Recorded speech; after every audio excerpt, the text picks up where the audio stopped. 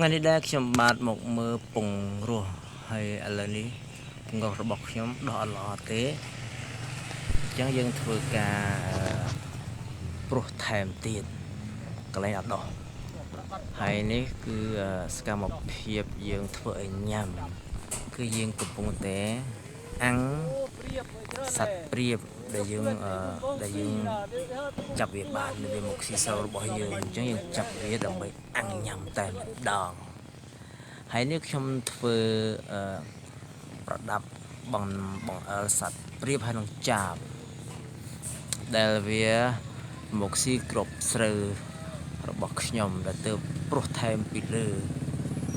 ហើយខ្ញុំរៀបចំបណ្ដាខ្ញុំធ្វើការចរជាមួយនឹងលួសបាទដើម្បីឲ្យវាជាប់ល្អអញ្ចឹងខ្ញុំចងខាងលើហើយនិងខាងក្រោមហើយខ្ញុំបាទមួលវាឲ្យតឹងណែនល្អនោះទើបវាមិនដាច់បើយើងចងខ្សែកោវាអាចមិនជាប់មុំល្អដូចជាយើងប្រើខ្សែលួសបាទយើងធ្វើអញ្ចឹងយើងអាចដេញសត្វបង្អើលវាបានខ្លះដែរឥឡូវនេះខ្ញុំធ្វើរួចហើយខ្ញុំនឹងចាប់ផ្ដើមរៀបចំដើម្បីយកទៅដោតនៅកណ្ដាលស្រែដែលខ្ញុំបាទទើបតែព្រោះថែមថ្មី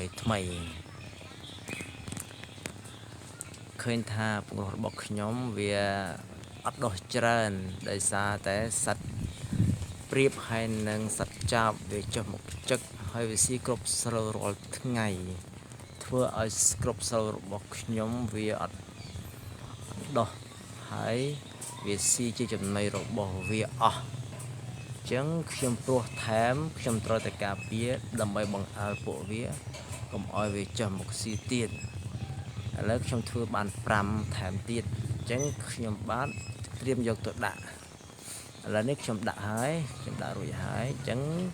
ការងារគឺរួចរាល់អញ្ចឹងខ្ញុំធ្វើដំណើរត្រឡប់ទៅផ្ទះវិញបាទអរគុណច្រើនបាទហើយសូមជម្រាបលា